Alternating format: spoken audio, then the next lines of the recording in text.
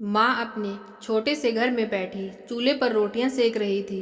धुएं से उसकी आंखें लाल हो गई थी, पर चेहरे पर थकान से ज्यादा संतोष था, क्योंकि उसका बेटा जो इस समय बाहर खेल रहा था, उसे देखकर उसे उसका मन भर आता। वह सोचती थी कि चाहे जितनी मुश्किल आए, मैं अपने बेटे को पढ़ा लिखा कर बड़ा आदमी बनाऊंगी। लेकिन मुश्किलें मानो उसका पीछा ही नहीं छोड़ रही थी। पति को गुजरे 3 साल हो चुके थे। खेत भी बहुत छोटा था, जिससे मुश्किल से पेट भरने लायक अनाज निकलता था। फिर भी वह हर रोज हिम्मत बांधकर खड़ी हो जाती और बेटे के लिए मेहनत करती। बेटा, जिसका बहुत होशियार था, स्कूल में हमेशा अच्छे नंबर लाता और मास्टर जी भी कहते कि ये लड़का बड़ा होकर बहुत नाम करेगा। माँ को इन बातों पर गर्व होता और उसकी आंखों में सपने चमकने लगते कि एक दिन मेरा बेटा बड़ा अफसर बनेगा और मुझे इस गरीबी से निकाल ले जाएगा। समय गुजरता गया। आकाश बड़ा होने लगा। उसने हाई स्कूल पास किया और शहर पढ़ने जाने की जिद की। माँ के पास पैसे नहीं थे, लेकिन उसने अपनी एकमात्र गाय बेच दी ताकि बेटे का एडमिशन हो सके। गांव के लोग ताने मारने लगे कि बेटा शहर जाएगा तो बिगड़ जाएगा और माँ अकेली रह जाएगी। पर माँ को अपने बेटे पर भरोसा था। उसने आशीर्वाद देकर उसे शहर भेज दिया। शहर में आकाश ने बहुत मेहनत की। दिन में कॉलेज जाता और रात में होटल में काम करता। कई बार भूखा सो जाता, पर माँ को कभी नहीं बताता, क्योंकि उसे पता था कि माँ पहले से परेशान है। माँ भी हर महीने अपने हिस्से का थोड़ा अनाज बेचकर उसे पैसे भेजती और हर रात आंगन में बैठकर तारे देखकर प्रार्थना करती कि मेरा बेटा खुश रहे। सालों बीत गए। आकाश ने पढ़ाई पूरी की और नौकरी मिल गई। ये खबर सुनकर माँ की खुशी का ठिकाना नहीं रहा। उसने पूरे गांव में मिठाई बांटी और सबको बताया कि मेरा बेटा अब अफसर बन गया है। लेकिन धीरे धीरे आकाश की जिंदगी बदलने लगी। नौकरी के चक्कर में वह कम ही घर आता। माँ दिन गिनती रहती कि कब उसका बेटा आएगा। कई बार फोन लगाती, पर बेटा कहता, माँ बहुत काम है, बाद में बात करूँगा। माँ समझती थी कि बेटा व्यस्त है, पर उसका दिल हर रात रोता था। अकेलापन उसे काटने दौड़ता था। आकाश को प्रमोशन मिला और शहर में उसका घर बड़ा हो गया। उसने माँ से कहा कि अब तुम्हें गांव में अकेले रहने की ज़रूरत नहीं, तुम मेरे पास आ जाओ। माँ खुश हुई और बेटे के पास आ गई। लेकिन शहर का शोरगुल और तेज रफ्तार जिंदगी उसे रास नहीं आई। बेटे के पास समय नहीं था। वह सुबह जल्दी निकल जाता और देर रात तक लौटता। माँ दिन भर खिड़की से बाहर देखती रहती कि कब बेटा आए और उससे दो बातें करे। एक दिन माँ ने कहा, बेटा, मुझे गांव वापस जाना है, यहाँ मुझे अच्छा नहीं लगता। आकाश थोड़ा नाराज हो गया और बोला, माँ, तुम क्यों गांव जाना चाहती हो? यहाँ तुम्हारे पास सब सुख सुविधा है। पर माँ ने कहा, बेटा, सुख सुविधा से ज़्यादा ज़रूरी है अपनापन।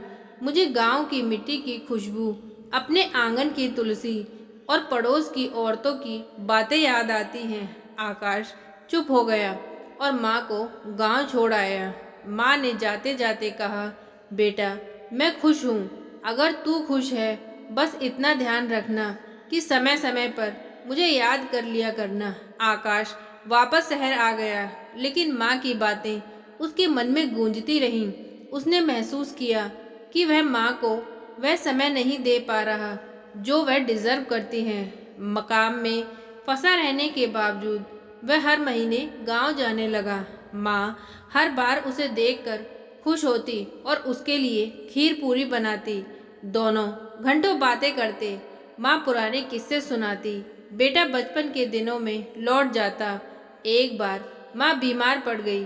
खबर सुनकर आकाश भागा भागा गांव आया। माँ बहुत कमज़ोर हो चुकी थी, पर बेटे को देखकर मुस्कुराई और बोली, बेटा, अब मैं निश्चिंत हूँ, क्योंकि मैंने तुझे एक अच्छा इंसान बनते देखा है। आकाश की आंखें भर आईं। उसने माँ का हाथ पकड़कर कहा, माँ, अब मैं तुम्हें अकेला नहीं छोड़ूंगा, नौकरी छोड़ दूंगा, अगर ज़रूरत पड़ी तो, लेकिन हमेशा तुम्हारे पास रहूँगा। माँ की आंखों में आंसू थे पर चेहरे पर संतोष था। धीरे धीरे माँ ठीक हो गई और बेटा वहीं गांव में रहने लगा। उसने गांव में ही एक छोटा सा काम शुरू किया ताकि माँ के पास रह सके। माँ रोज सुबह आंगन में बैठकर बेटे को काम पर जाते देखती और मन ही मन भगवान को धन्यवाद देती थी कि उसे इतना अच्छा बेटा दिया है। गांव के लोग भी कहते कि ये देखो, ये वही आकाश है जो शहर में बड़ा आदमी बन गया था, लेकिन माँ के लिए सब कुछ छोड़कर वापस आ गया। माँ गर्व से मुस्कुराती और कहती, बेटा, बड़ा आदमी वही है जो माँ का दिल न दुखाए। आकाश हर शाम माँ के पास बैठकर बातें करता और दोनों मिलकर हंसते, रोते और पुराने दिन याद करते। धीरे धीरे माँ बूढ़ी हो गई पर उसका मन अब शांत था क्योंकि बेटा उसके पास था। एक दिन माँ ने बेटे से कहा, बेटा, जब मैं ना रहूं तो मेरे आंगन की तुलसी को पानी देना मत भूलना। आकाश ने रोते हुए कहा, माँ, तुम हमेशा रहोगी मेरे दिल में। माँ ने बेटे का चेहरा अपने हाथों में लिया और कहा, बेटा, यही तो माँ का सपना होता है कि बेटा उसके पास रहे और उसका प्यार कभी कम ना हो। उस रात माँ शांति से सो गई और सुबह उसकी सांसें रुक गईं। गांव भर के लोग रोने आए। आकाश ने माँ को आंगन में ही तुलसी के पास विदा किया और वचन लिया कि उसकी माँ का सपना वह हमेशा पूरा करेगा। माँ के जाने के बाद आकाश हर रोज तुलसी को पानी देता और उससे बातें करता जैसे माँ अभी सुन रही हो। समय बीतता गया, लेकिन माँ की याद और उसकी सीखें उसके जीवन का हिस्सा बनी रहीं।